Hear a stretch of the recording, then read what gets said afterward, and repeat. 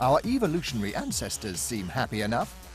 So given that they've got nuts and berries, and we've got designer shoes and video phones, why aren't we getting any happier? Well, one theory is that we're lumbered with a caveman's brain, designed to worry about daily survival. Evolution just hasn't caught up. So despite all our wealth and relative security, we are stuck on a plateau of anxiety. But now, science is promising to take humankind to a higher level to help us rewire our brains to be happier.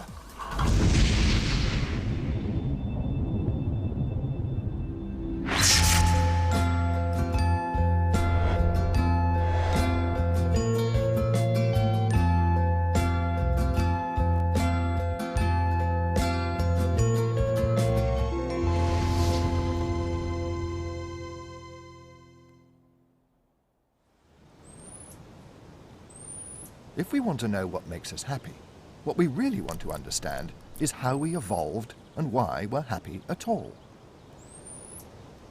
Happiness is like a carrot that motivates us to pursue the things that would have been good for our ancestors. That's why evolution has sculpted our brains. In fact, we need negative emotions a lot more than we need positive ones. There are hundreds or at least several dozen negative emotions, but there's only one positive one. Evolution, it appears, doesn't rate happiness as highly as unhappiness. Anger, envy, fear help us survive. Feeling good hardly gets a look in. And that's related to something that biologists call the life dinner problem. So if you've got a lion, for example, chasing a wildebeest, the lion will not run really usually as fast as most wildebeests. And that's because the wildebeest is running for his life, but the lion's just running for his dinner. So if the wildebeest doesn't get away, it's curtains. But if the lion doesn't catch the wildebeest, well, there's going to be another one coming along soon. These days, catching our wildebeest could hardly be easier. We are built to get pleasure from things we once needed to survive. The danger now is overdose.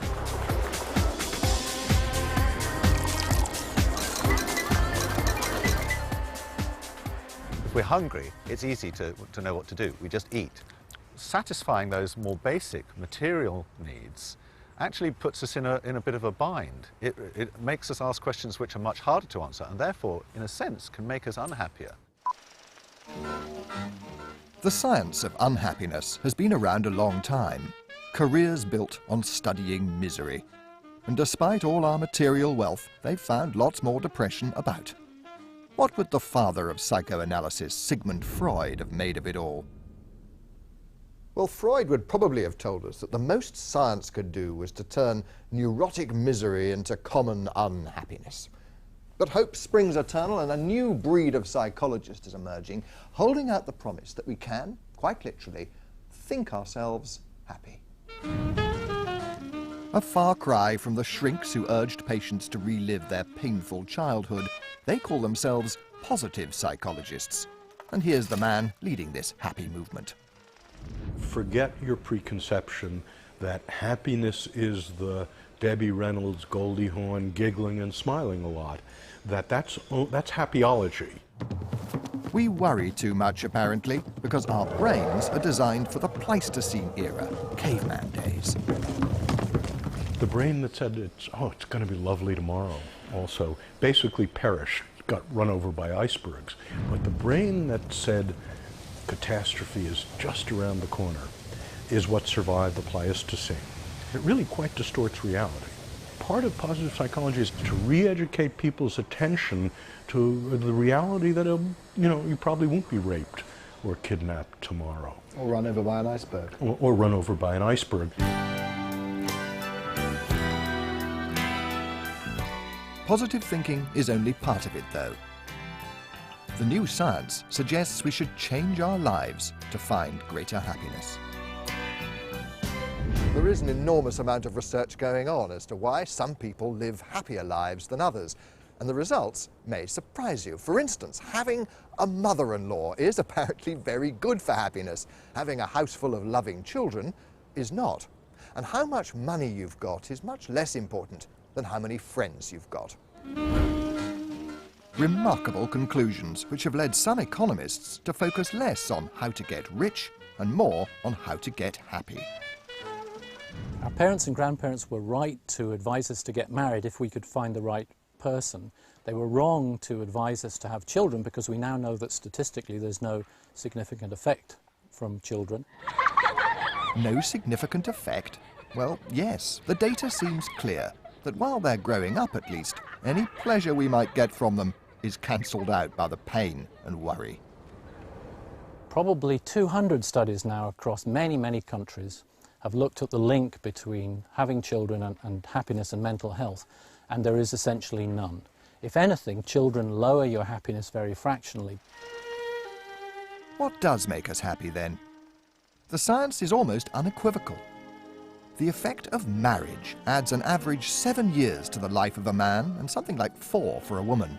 And no, cohabiting doesn't work quite as well.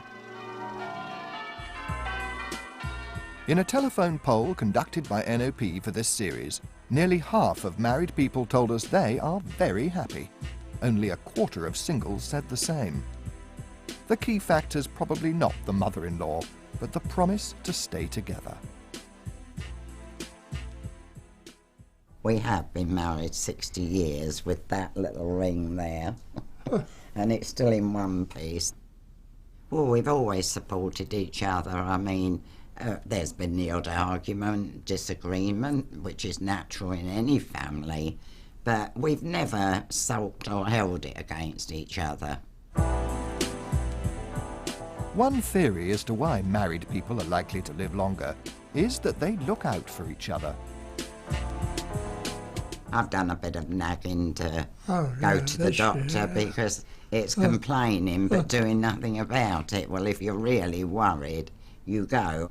Well, we're just happy to be together, and we're so fortunate at our ages anyway to still be around, aren't we? We might reach 65, you never know.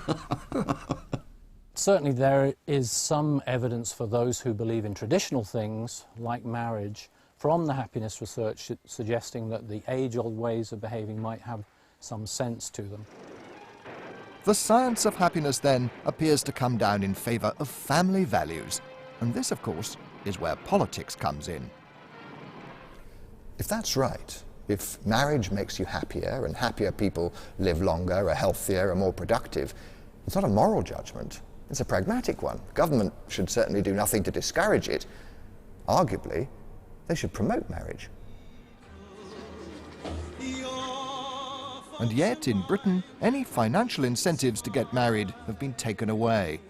Politicians are reluctant to make moral judgments about domestic relationships. I mean, people will say marriage is a private institution between two people. Government should not be involved. They're wrong. It's not a private institution. Marriage changes people in ways that make them, their families, their partners, the society, the community they live in better off. For richer, for poorer. For richer, for poor. From money to emotional health to children's outcomes to physical health to length of life. In sickness and in health. And in all of these cases, I find the evidence compelling that marriage is causing these changes. Through death and through death. And if that's the case, then we should be doing more to support marriage, to help people have strong and happy relationships. Those whom God hath joined together, let no man put aside. Oh, I can hear the squeals and gnashing of teeth already. It sounds like morality dressed up as science. Politicians will tread warily. Yes, certainly for married tend to be happier. In my view, it's not so much necessarily for government to say, you therefore should be married, but it's perfectly reasonable to say, well, why shouldn't I know that? If you do these, you'll probably be happy. If you do these, you'll probably be miserable. You decide. But you could argue the logic goes much further than that. Doesn't it demand tax breaks for married couples? Shouldn't we make divorce more difficult? And what about gay relationships?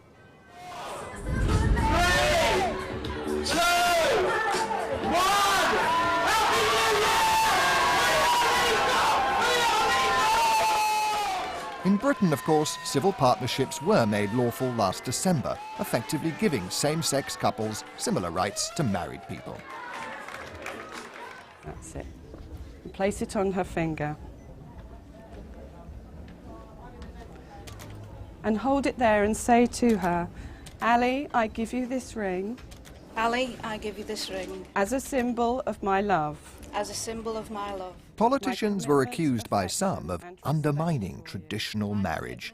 But if happiness rather than morality was the motivation, the decision was the right one.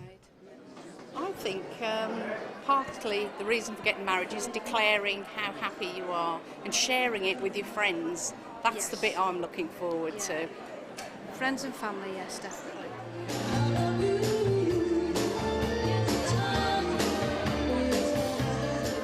It appears that if some kind of formal marriage were available to gay people, they'd probably get just as big a mental health benefit as straight people do from marriage. The data shows that divorce and separation are, by contrast, really bad news for happiness, even in the long term. But does that mean we should stay together whatever? I mean, bad marriage surely is not good for happiness. I think we talk about bad marriages as if it's a permanent condition, as if marriage is a piece of fruit that maybe rots.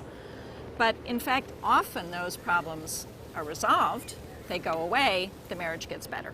There will be some who wonder whether this is very much a personal crusade based on perhaps a religious or moral belief that marriage is a good thing. Is there any truth in that? No, actually I'm a demographer. Demographers don't care what you do as long as you let them count it. So what is it about marriage that makes us happy? Well, according to the latest research, the sex is better. More of it and a high quality, apparently. But there's something else. Human beings need to love and be loved. It's hardwired inside us. We are social creatures, and the science proves it. Friendship has a much bigger effect, on average, on happiness than a typical person's income itself, even though perhaps human beings don't realise that friends matter an awful lot more than money. Being an economist, of course, Professor Oswald has a formula to work out how much extra cash we'd need to make up for not having friends. The answer is £50,000. One of the most intriguing new kinds of research shows that having a lot of friends helps your immune system. So people with strong friendship networks can ward off germs, can ward off viruses more effectively than others. How this happens, we don't know, but the effects of friendship run very, very deep inside human beings. Say to your neighbor, and you matter to me. Your well-being, your progress. The science of happiness can occasionally sound like a sermon. Your joy, your happiness. Keep your marriage vows, love your neighbour, and the evidence is that belief in God tends to make you happier. Academics, it's all important to me because I love you. Our environment can be very lonely. Sometimes you could be in the midst of thousands of people and yet feel isolated. So what we do is we encourage people to talk to each other. We all need each other. Religion presses two important buttons for happiness. It offers community and a belief in something beyond yourself. We're creatures of love, created by love, created with the love of God. Lean on me when you're not strong. I'll be your friend. I'll help you carry on. If life circumstances are difficult at the time, then I know that I'm not going through it alone, because at the back of my mind is what my faith tells me is that He is God and He remains God through the good times and the bad times.